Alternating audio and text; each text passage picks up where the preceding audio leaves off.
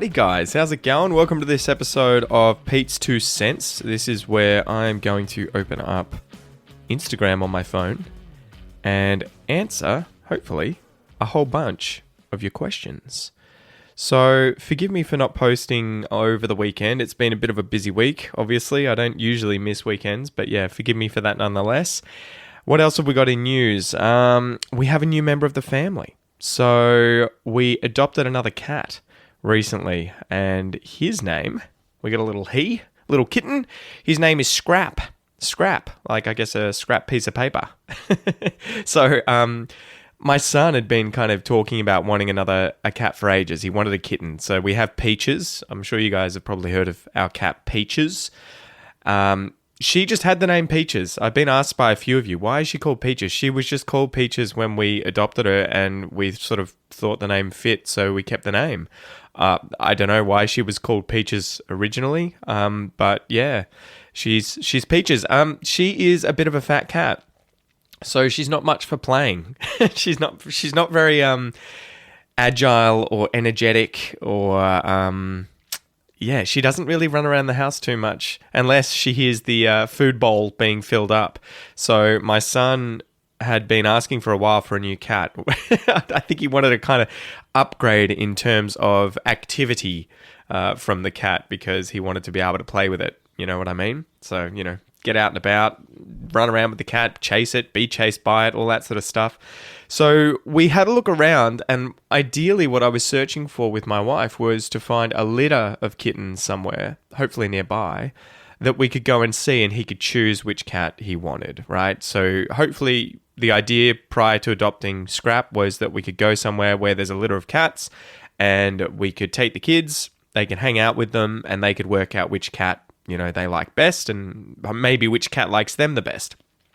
So we did a search. I think it's petrescue.com.au is the website, and they list kind of like all of the different animals that are available for adoption across Australia from loads and loads of different organizations. So they're really good as a website, as a resource to use if you're wanting to adopt a pet, a dog, a cat. They probably have other animals there as well, like birds or reptiles. But we got on there and I found a litter of cats that was just down the road. So it was only about 10 minutes drive from here. Not even that, 5 minutes. It's in the suburb next to ours. And so we sort of did the application, all that jazz, and then got all the information back. You can come over on this day at this time to check them out. We did that, took the kids over. And yeah, there were 2 cats left. There was a cute little ginger girl, a tabby ginger girl, and there was Scrap, he's also a tabby, but he kind of has white on his nose, on his feet, but then grey stripes elsewhere on his body.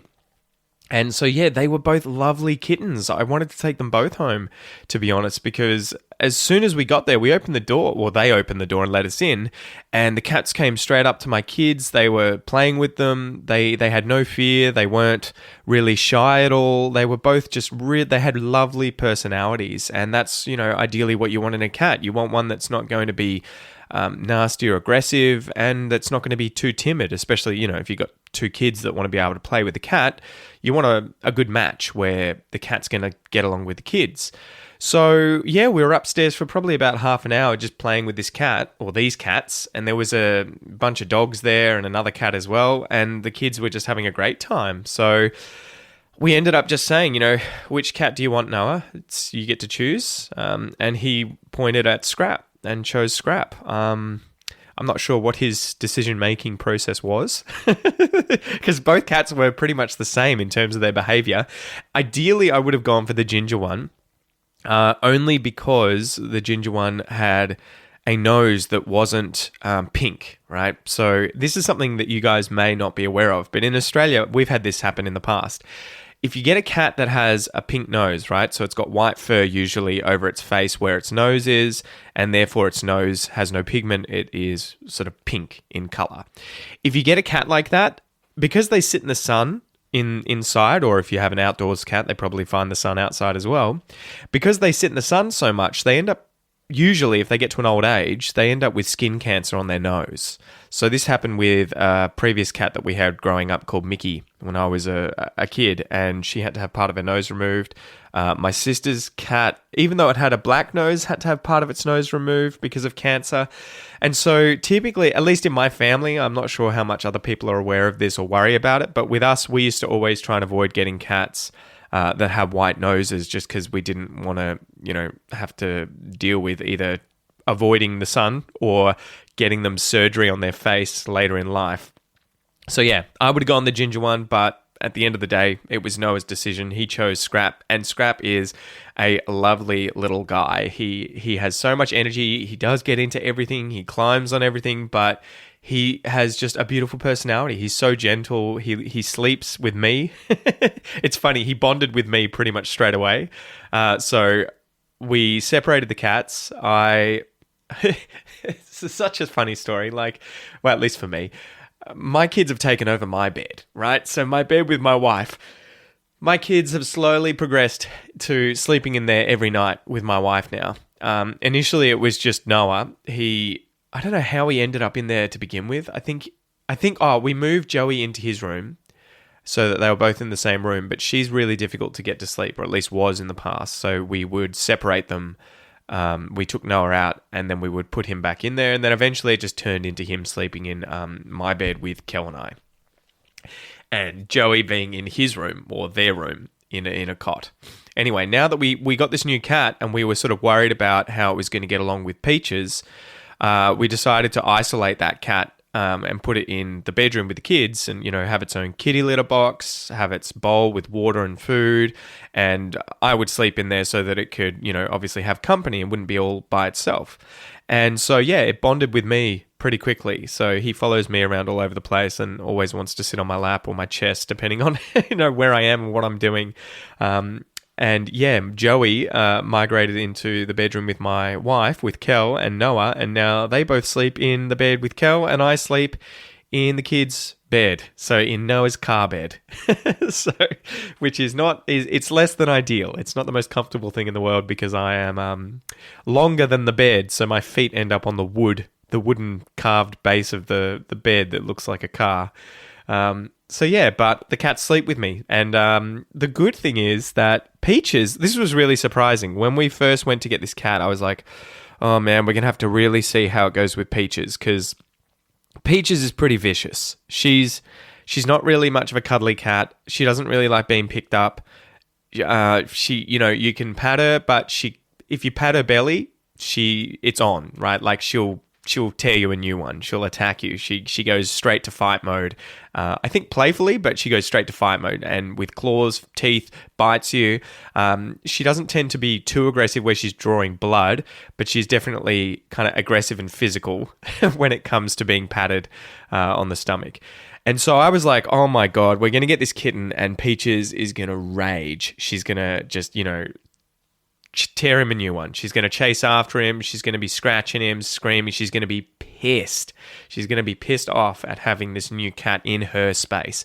So we brought this kitten home and I was kind of shitting myself. I was kind of worried. I'm like, how's this going to go? Are we going to have to keep them separate for like weeks? Is it going to be awful? And so I think on the first day I let the cat out. I let it sit in the room in the kids' bedroom and have, a space for itself. It got to eat there. I hung out with it for a bit. I think it was on a Wednesday, so the kids were at daycare and my wife was at work. And so I hung out with it for a bit, and then I was like, you know what? Peaches realized pretty quickly she could smell the cat was in the house. So she was outside the door and kind of like, what's going on? So I decided, you know what? I'm going to let them, I'll introduce them to one another. I'll let them get to know one another whilst there's no other noise around the house. There's no other kids. There's no other distractions, and they can just do things at their pace, right? At the speed they want to do them. So I opened the door, and the interesting thing was Peaches was actually pretty calm and just curious. And she kept sort of sniffing. I think she hissed once. She didn't scratch him, but she kind of smacked him in the face once because he got too close. He didn't seem too fazed. And yeah, it was interesting. Within 3 days, I want to say. I think within 3 days they were friends. And the whole time, I think I saw Peaches hiss twice and hit him twice when he got too close to her and, kind of jumped on it. But that was it. There were no violent fights. There was no, them spraying or urinating around the house to try and mark their territory, or, they seemed to get along like a house on fire from day dot initially, from square one, straight away. And so it was great. And now they're like, little buddies. They hang out all the time. I think the thing must have been, even though Peaches has this kind of aggressive personality, I think she probably was just longing for some feline company, right? Some cat friendship. She had a litter of cats in the past. She'd been in houses with other cats, and now she was sort of an only cat without any other pets inside. And so, I think she was obviously longing for a bit of attention, and anytime we're not at home, she'll have someone to play with. So that's been the story. That's kind of the update on everything that's going on with the cats at the moment. It's been really cool. He's just really funny. It's kind of, I've got this little setup for him where I have all these plants, my larger plants that kind of don't fit anywhere else in the house. I have them against a window facing west, so they get a bit of afternoon sunlight. But I have it fenced off using one of those kids' plastic fences, right, that you can use when kids are crawling and you don't want them getting into things, or you want to let them play inside a little pen or something and, just have that there. So I use that to protect the plants. And pretty quickly, Scrap realized that if he was getting uncomfortable with Peaches, if they were playing or something, he could just jump over that fence into that area and get refuge because there's no way of getting around it. And Peaches is not the kind of cat to jump. Because she's gotten so fat and heavy. She doesn't jump very high at all. So he realized pretty quickly he could escape in there, and I put his little bed in there, and so he sleeps in there all the time amongst all these large plants. So it's a bit of a jungle kind of environment for him. Anyway, I'm going to have a sip of my drink, and I will try and get into some of these questions. Okay, so this one comes from Espanol Amigo. What is the difference between present, prize, and gift? So the words present, prize, and gift. So a present and a gift, these are things that you give someone freely, to celebrate their birthday. Perhaps they've got a new job or they're retiring. It's usually an event that's happening in someone's life and you're giving them a gift or a present. It doesn't have to be that, but like, for instance, for my anniversary with my wife, I gave her a necklace, right? I gave her the gift was the necklace. The present was the necklace. So it's something you give to someone for free, and it's usually to celebrate something, right? A prize is something you win. So if you enter a competition and you come first, you win a prize. It's something you get for free, just like a present or a gift, but you have to usually win it, right? You have to enter a competition of some kind, whether you're playing a sport or you've bought a raffle ticket, something like that. And then the thing that you win, if you've won it, is the prize. You don't win a gift or win a present usually. It's more a prize is that thing. All right, so here we go. This one comes from Just Darren.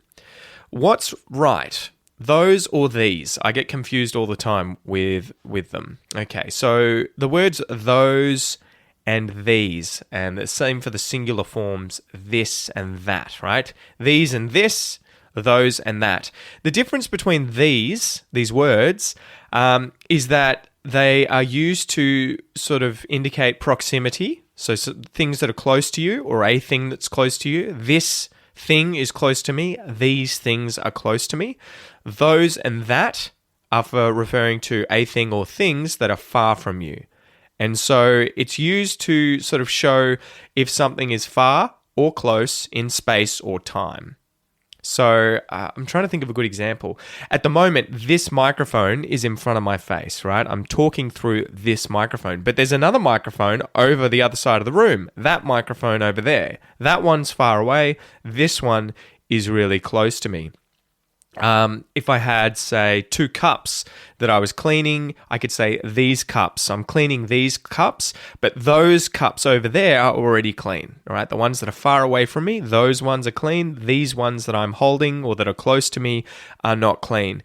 And the story that I shared recently on Instagram when I was answering this question there was that my wife often makes mistakes with this and that, or these and those, because in Portuguese, even though they have these words, they tend to just use the equivalent of that and those. when speaking, right? It's really interesting. So there is like words, I guess it would be like este and esse. Este would be this, esse is that, they're both masculine. They're the singular forms. But they tend to just use esse. I don't often hear people in spoken Portuguese saying este instead, this. They will just use esse for everything. So I think that's where the confusion comes from for her. An example would be every time we're in the car and a song comes on, she plays a song and she'll say, that song, I really like that song. And I'll be thinking the one that just finished, that one, as in it's further away from us in time. It finished, it's gone, it's past, that one. Whereas the one that's playing is this song. And so she'll mean the one that's playing currently, but she'll say that song. And that's why I get confused, because it's in the present, so it should be close to us in proximity, right? In time, it should be this song that's playing, whereas the one that finished, that song, was really good, right? So it is an interesting thing that can lead to a bit of confusion sometimes, but, it's not the end of the world. All right, let's keep going. Okay, so we've got Hadaz2 here saying, G'day Pete, I occasionally notice that you are feeling tired. Check your vitamin D. So not a question. Yeah, I'm taking a multivitamin. I think the main thing is just having kids, mate. That's the main reason that I'm tired all the time. And he continued with, thank you, Pete. You help my English accent to sound more attractive according to people. So more Australian. That's awesome, mate. That's awesome. We have one here from Faith Patrico asking about her name Fatima, or Fatima, depending on how you would pronounce this. I think in English you'd say Fatima. She says, should I call myself Fate or Faye as a nickname? I would go with Faye. It just sounds... Faye is a name. Like you'll often hear people say, oh, my name's Faye. Fate, I haven't really heard of being someone's name before, so it may be a little strange. Faye, yeah, Faye sounds fine. I think I mentioned when I was answering this on Instagram not to use the nickname Fatty, right? Because I had a friend, when I was doing jiu-jitsu, I had a friend at jiu-jitsu who was, I think, of either Persian or Arabic origin culturally, and his nickname, it wouldn't have been, I think Fatima's a female name, so his name may have not been Fatima, it may have been something else, but his nickname was Fatty. And he would always say, call me Fatty. And he was somewhat fat, right? He was a bit of an overweight guy. And I remember thinking, I can't call you this, dude. I can't call you Fatty because it sounds like I'm being really nasty and commenting on your weight, right? Like if someone is a fatty, it's a noun, it's a fat person, and it's usually used as a kind of pejorative thing. I call Peaches all the time, our cat, a bit of a fatty, right? Because she eats a lot. It can be kind of affectionate, but it can also be a bit rude. So I wouldn't use this as a nickname if you're thinking about using it as one, because people will feel uncomfortable saying it. Because, yeah, if I came to the gym and I saw my friend there, even though he would get me to call him Fatty, I'd be like, hey, Fatty. It would sound like if people didn't know him and didn't know me, they'd think I was calling him fat. Right? So it would make me uncomfortable because people would think I was an asshole without any context. All right. So this one comes from Alejandro, who asks, what are the values of mateship? So you'll probably hear about this culturally in Australia and New Zealand. Mateship is a big thing in our culture. And it's effectively friendship, right? Taking care of one another, caring for one another, putting other people before yourself, especially obviously your mates, right? Your friends. So this dates back to probably the First World War, where Australians went and fought overseas for the Allied forces, right? For the US and for Great Britain. And we fought alongside New Zealand as the ANZACs, the Australian New Zealand Army Corps, ANZACs. And so from then it was kind of this mateship thing of us smaller colonies or colonized countries under the Commonwealth, from under the rule of the UK, coming together and bonding with one another and taking care of one another. And that mateship, those values of mateship really sort of cemented themselves into our cultures at that time. So it's a big deal, and you'll hear politicians talk about it. You'll hear about it in pop culture all the time.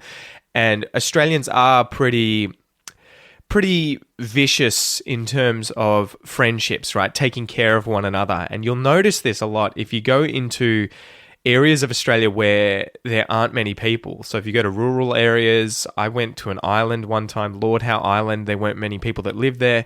You'll notice just how friendly people are and how much they care for one another and take care of one another.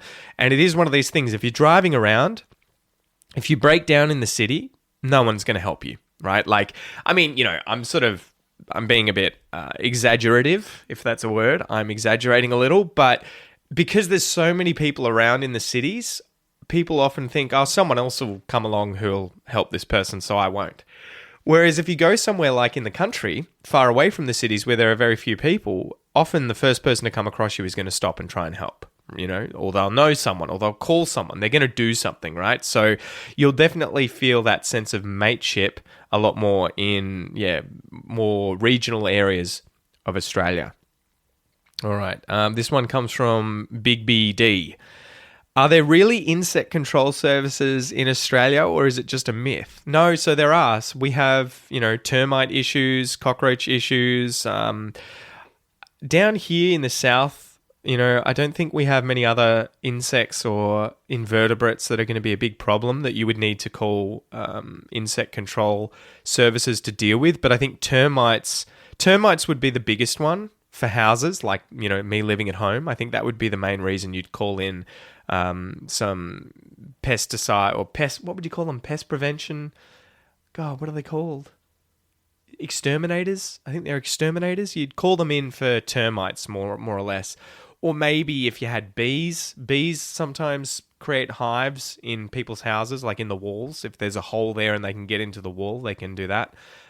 So yeah, we do have them. The further north you go, the more you're going to have not problems, but the more frequently you'll come across creepy crawlies, right? So all those sorts of insects, snakes, frogs, spiders, all that sort of stuff. So like snake catchers are a big thing in Queensland and probably the Northern Territory and New South Wales, a little more than Victoria. But they're definitely present up there because snakes are more active, they're more numerous, you're going to come across them more frequently, and they get into people's houses, and obviously the average person doesn't want to deal with a snake, so they have to call someone to come and do that for them. All right, this one comes from Shafak Faruqi, 85. What online dictionary do you recommend for Australian English? Okay, so the Macquarie Dictionary is the official Australian dictionary. You'll find this online. I believe, unfortunately, you have to pay for a subscription to sign up to the website to be able to access it, but that's obviously how, they can generate an income so that they can keep providing that resource. Otherwise, I would recommend just going to a secondhand bookstore or a new bookstore and buying the Macquarie Dictionary. They're going to be in every single store. So Macquarie, I think this is spelled Macquarie. So it's named after Lachlan Macquarie, who was a governor of New South Wales in the 1800s. But yeah, I would suggest getting a Macquarie Dictionary. The good thing is you're going to see when you look at the IPA, the International Phonetic Alphabet, when you look up any words, right, if you've learnt how to use that, you'll find it in Australian English as opposed to British or American English when you're looking up these words. And yeah, you'll find Australian slang. You're going to find all that sort of stuff in this dictionary because it's based on Australian English. So the Macquarie Dictionary is what I would recommend, whether online or you buy the physical book itself. All right, let's keep looking. All right, this one comes from Al Mianci.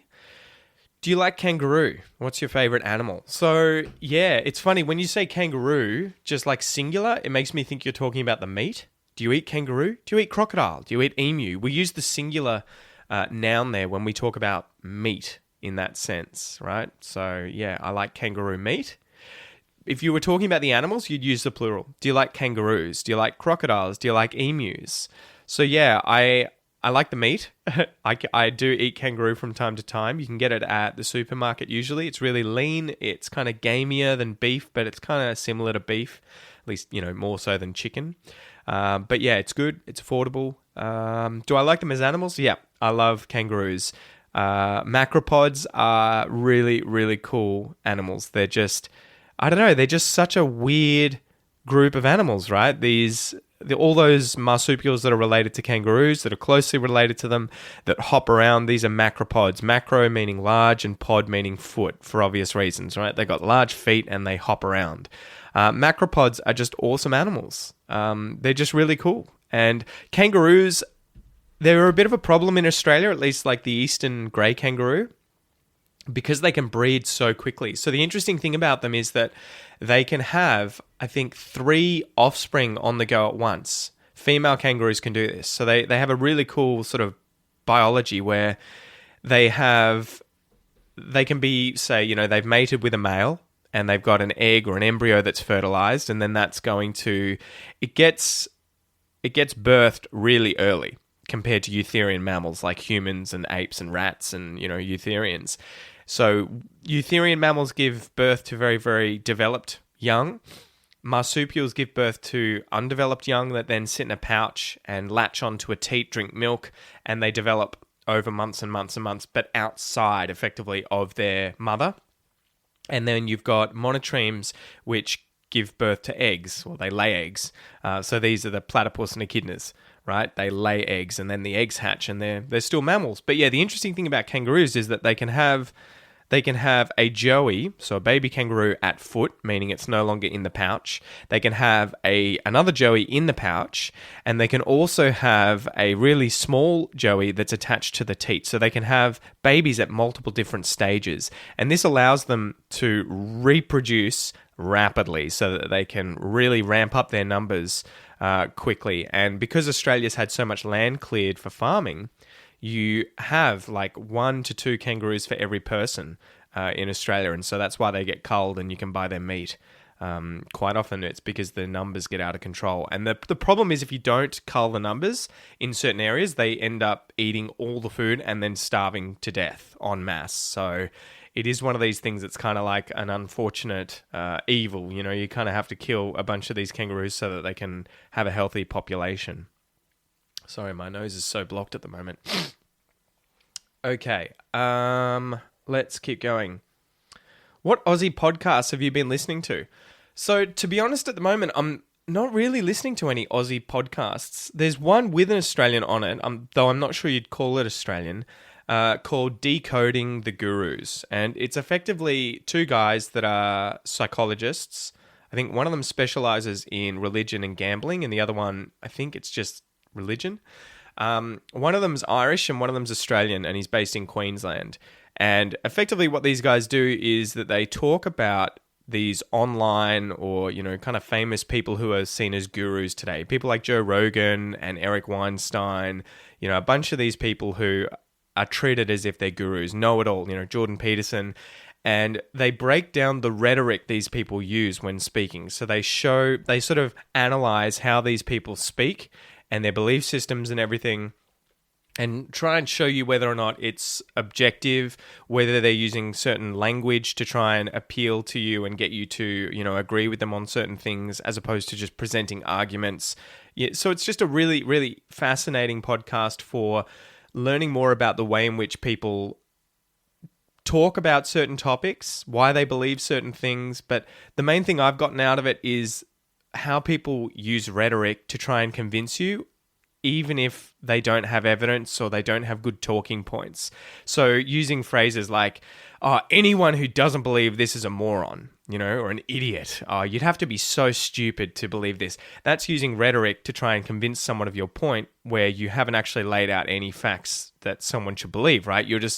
You're playing on their emotions to try and agree with you because they don't want to be seen as an idiot, right? So I found it really valuable listening to that to try and analyze the rhetoric that I use too when speaking to people, and when other people use it too when speaking to me. And you kind of like, I guess you kind of start getting a little better at working out when people are full of shit, right? When they're lying or they're not. What would you say? When you say someone's full of shit, they can be lying, but they can also just believe the wrong things and be effectively idiots, right? It's kind of a really interesting expression, to be full of shit.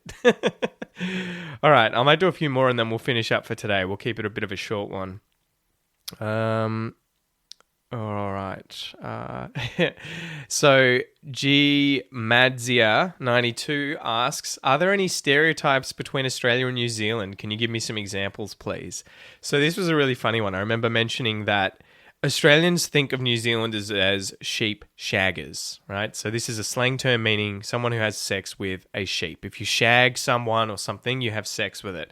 So a sheep shagger is someone who sleeps with, makes love to, has relations with a sheep. Now, the reason we have this with regards to New Zealanders is it's a bit of friendly banter because there are so many sheep in New Zealand, right? There are more sheep than people in New Zealand. But the funny thing was, I was listening to a comedian talking about this recently where he was like, I came to Australia and they were always talking about New Zealanders as sheep shaggers. And then he mentioned going to New Zealand and that New Zealanders refer to Australians as sheep shaggers because Australia's full of sheep as well. So I found that a really interesting kind of stereotype where we both use the same kind of pejorative, fun-loving kind of expression to refer to one another. But Australians and New Zealanders typically love one another. We're kind of like siblings to some degree where there's a bit of rivalry there, you know, a bit of friendly competition. But we also stick together and love poking fun at one another because we really like one another. We're very, very similar. So yeah, that's probably one of the biggest ones. I'm trying to think of another stereotype with New Zealanders. They tend to just be really polite. And the accent's one of those things for us that it just sounds funny and kind of like polite because, yeah, I don't know, it's a little closer to sort of British for us. And the way they pronounce things is funny at times because they kind of nail, they get vowel sounds around the wrong way to our ear. So they'll say seven the good example is six and sex, right? So if I say the number six, S-I-X, six things, and I say the word sex, right, S-E-X, you'll hear I versus six and sex. Whereas I think New Zealanders kind of get it the other way around. So they'll say six for S-E-X, like I had six the other night. I had six, and you'll be like, six what? And they'll be saying, no, six, I had six, as in S-E-X. And then for the number six, they'll say sex. And it just sounds like they're saying sex to us, right? I had six. So yeah, if you were to say I had sex 6 times, they would say something like I had 6 sex times. So it's just a very interesting kind of difference with the pronunciation, but it's something that always makes Aussies laugh, I think. You know, fish and chops instead of fish and chips. Okay, I might do one more and then we'll finish up for today. How do you pronounce the word important? Is there a glottal stop? So this one comes from MazOTM. Important. Yeah, so there is. Important. There's actually, I'm trying to think of it. Important. No, so there wouldn't be a glottal stop in the sense of there being the kind of sound, that where you're stopping it in your throat. In Australian English, we would say important. Important. So yeah, it's a difficult one. How am I muting that T in the middle? Important. You can mute it in your mouth, I think, here. So the trick here is that T in the middle of the word, instead of saying important, we would say important, important.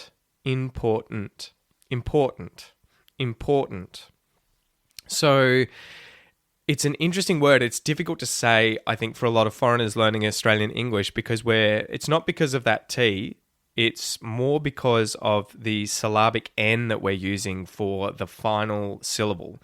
So instead of saying important, we're saying important. So we're actually not letting any air flow through our mouth. We've blocked the air from flowing through our mouth by using our tongue to go into a T position that's not released. So instead of going T, we've just gone and stopped the air, right? Import, we've stopped the air with the tongue. And then the vowel sound is made with our nose. Important. And then you can say the T. Important. Or you can just say important. And it's the syllable, the final syllable there that is effectively a schwa sound, important,